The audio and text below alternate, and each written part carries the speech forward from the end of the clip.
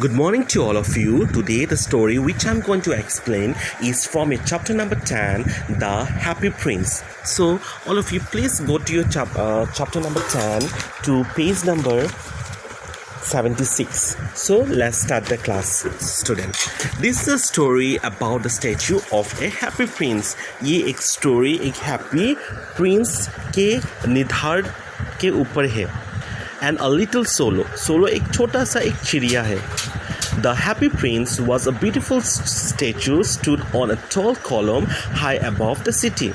The statue was covered with thin leaves of gold. He had sufferings for his eyes and a ruby in his sword. One night, a little swallow flew over the city. He was tired and wanted to spend the night between the feet of the happy prince. As he was ready to sleep, just then a large drop of water fell on him. It was curious as there was no cloud in the city.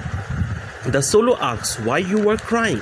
Then the little prince told that I have seen a misery of a little boy who was crying for oranges, but that helpless mother could not give oranges to the poor boy. So he asked the swallow to take out the ruby and gave it to the poor woman. When he was going to the Egypt, but he obeyed the happy prince, and then he flew and laid the ruby on the table of the poor woman. Then the happy prince saw a writer. He was suffering from cold and was hungry. The happy prince asked the swallow to give one of the sufferers to the writer. The swallow did not want to pluck out the sufferers from his eyes, but he obeyed and unwillingly. Then the happy prince allowed to fly away to Egypt, but the swallow decided to stay away with the blind prince forever. As the days passed by, the weather was getting colder and colder, and at last that little swallow died. He could not fly down to Egypt. He died on the feet of the princess.